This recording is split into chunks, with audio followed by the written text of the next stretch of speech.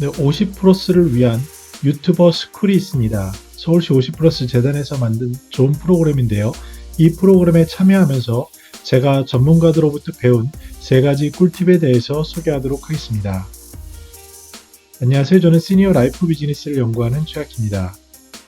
50플러스 유튜브 스쿨 2기 모집이 있었는데요. 작년 1기에 이어서 2번째고, 제가 유튜브를 시작한 이후에 편집 기술이 하나도 없었습니다. 그래서 그냥 찍고 나서 올리는 것에 급급했는데 이 과정을 통해서 배워야겠다는 생각으로 지원하게 됐습니다. 그 지원 경쟁률이 셌다고 들었는데 굉장히 다행스럽고 행운스럽게 제가 여기에 참여하게 되었습니다. 그래서 10분의, 저를 포함한 10분의 좋은 선생님들과 같이 배우면서 그 학습한 내용을 익히고 또 그분들을 통해서 제가 많은 것을 배울 수 있었는데요. 이번 시간에는 그 수업을 통해서 배운 3가지 핵심 꿀팁을 소개하고자 합니다. 여러 좋은 선생님들이 계셨는데 주로 메인 강사로 이성원 누나 IT의 선생님께서 6시간 6번에 걸친 강의를 해주셨습니다. 그것들이 굉장히 쏙쏙 들어왔는데요. 그 중에 제가 배운 가장 중요한 3가지를 이 시간에 같이 공유하고자 합니다. 첫 번째는 제목의 중요성이라고 얘기하고 있습니다. 바로 어떻게 제목을 정할지에 대한 건데요.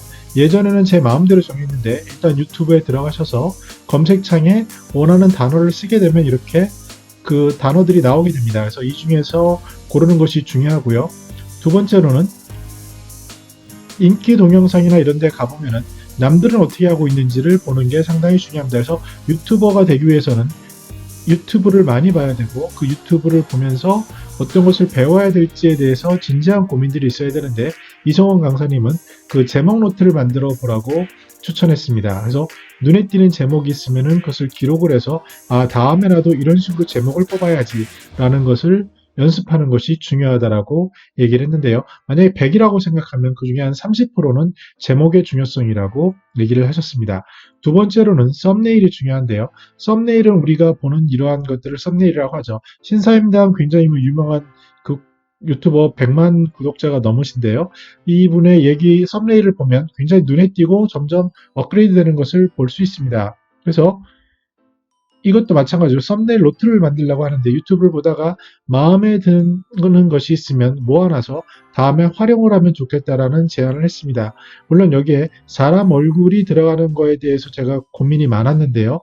그렇게 호감 가는 저기도 아니고 해서 또 가족들도 별로 안 좋아하고 그렇지만 이게 구독자와 소통하는 거기 때문에 제 얼굴을 써야 되고 그 얼굴을 쓴다면은 앞에서와 같이 이렇게 큰 얼굴을 쓰는 게 일반적이고 글씨도 단순하게 하는 것을 배웠습니다. 근데 꼭 썸네일이 그런 것뿐만 아니라 자기 특징에 따라 다른데요. 하루 한 끼라는 유명한 유튜버 사이트를 보면 그 소구하고자 하는 간단 요리 계란볶음밥이면은 그 가장 좋은 이미지를 이렇게 소개하는 것만으로도 썸네일이 작동할 수 있다라고 얘기를 합니다. 그래서 중요한 것은 썸네일도 좋은 것을 보고 그것을 기록하는 그런 노트를 만드는 것이 무엇보다 소중함을 강조하고 있습니다. 세 번째는 제목과 썸네일이 중요하지만 그래도 제일 가장 중요한 것은 그 컨텐츠라고 할 수 있겠습니다. 결국 그 컨텐츠가 어떤 거냐라는 건데요. 우리가 생각할 때 저 같은 경우도 제가 생각하는 것을 물론 지금도 그렇습니다만 제가 생각하는 걸 강조하기보다는 시장에서 시청자들이 어떤 것을 원하느냐를 보는 게 중요하다고 합니다. 그래서 김미경 TV를 보시면 가셔서 동영상을 누릅니다. 동영상을 누르고 정렬 기준에 그 인기 순으로 하게 되면요. 조회수 순으로 하면은 첫 번째 이러한 동영상이 뜨게 되는데요.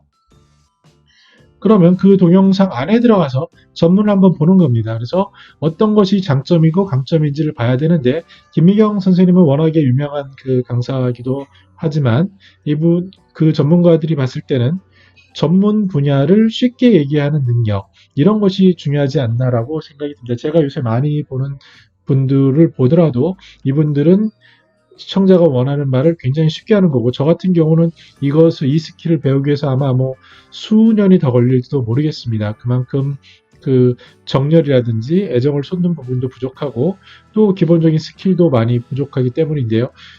이러한 그 이성훈 강사께서 말하는 얘기를 들어보면 컨텐츠에 있어서도 벤치마킹을 하고 전문 분야를 쉽게 말할 수 있는 그런 능력이 중요함을 강조하고 있습니다. 또한 그러면 남의 것을 보는 것에 그치는 것이 아니라 그 중에 차별점을 찾아야 되는데 바로 이슈가 있다면 그 이슈를 다뤄주는 것, 자기의 관점에서 다뤄주는 것이 중요하겠다라는 이야기입니다. 크리에이터는 과연 누군가라는 겁니다.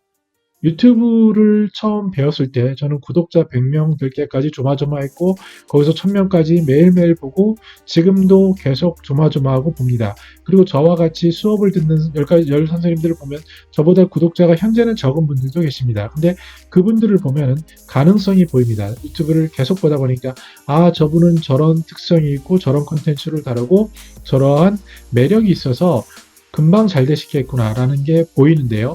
그것의 공통적인 단어들은 첫 번째는 크리에이터가 누구냐라는 겁니다. 그래서 그분이 진짜 진정성을 가지고 그 분야를 파고드는지, 제가 저 2기 중에서 눈에 띄는 분 한 분을 꼽으라고 하면은 그 누수를 다루시는 선생님이 계십니다. 그분은 그 집에 누수가 나는 것을 찾는 퍼펙트 누수라고 지금 굉장히 인기가 있고 또 찐팬들도 많으신 것 같은데요.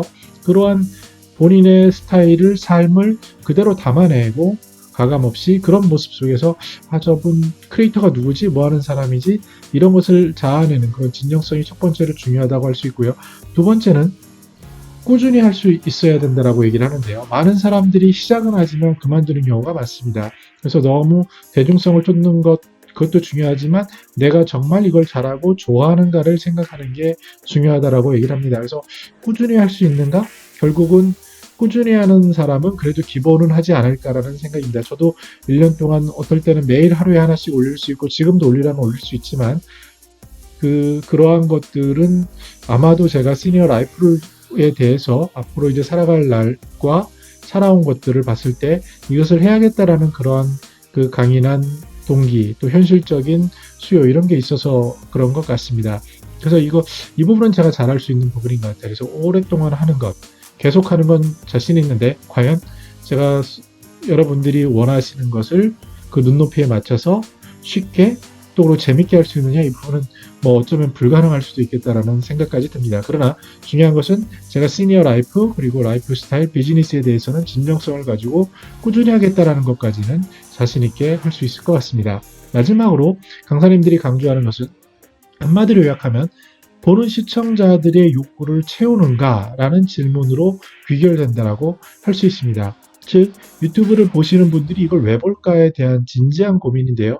아직까지도 저는 제가 그냥 아는 것, 제가 공부하는 것을 기록으로 남기겠다라는 게 훨씬 더 강하고 그 시청자가 원하는 것을 하겠다라는 것에 대한 그러한 노력이나 이런 부분은 굉장히 약한 게 사실입니다. 그래서 제 마니또 10명의 우리 동기들 중에 제 마니또가 되신 선생님이 진심으로 제게 해주신 말씀이 좀 쉽게 그리고 조금 더 폼을 들여서 더 노력해서 만들면 어떻겠냐라고 제안을 해주셨습니다. 그래서 그것을 깊이 이제 받아들이지만 제가 아직은 그 역량이나 자세나 이런 것들이 아직도 갈 길이 많구나. 그리고 아직 유튜브 초보이기 때문에 이 부분들은 정말 해야 되는데 그럼에도 제가 앞으로 방향성을 잡는 것은 그러면 시청자들이 무엇을 원하는지 그리고 그분들이 이걸 통해서 정말 진짜 팬이 되는 과정 이런 것들까지 하면은 좋겠다라고 소망하고 있습니다. 네, 오늘 이렇게 50플러스 재단에서 만들어준 아주 유익한 프로그램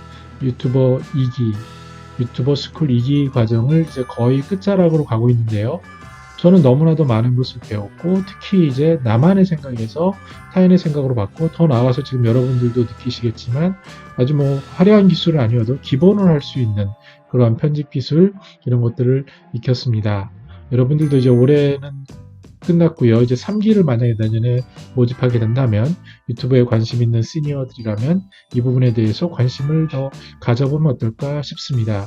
최근에 나온 글들을 보면 앞으로 4차 산업혁명 시대에 어떤 일들이 시니어들이 살아갈 수 있는 스킬일까라고 봤을 때 기본적으로 이제 사회적인 돌봄 이쪽 영역을 제외하고는 디지털 리터러시를 얘기를 합니다. 이것은 우리가 SNS도 할 줄 알아야 되고 더 나아가서 최근의 기술로 보여주는 것은 바로 유튜브를 만들고 유튜브를 통해서 소통하는 그런 비대면 소통이라고 할 수 있겠습니다. 마치 우리가 회사 처음 갔을 때 제가 타자기를 쳤던 기억이 나고요.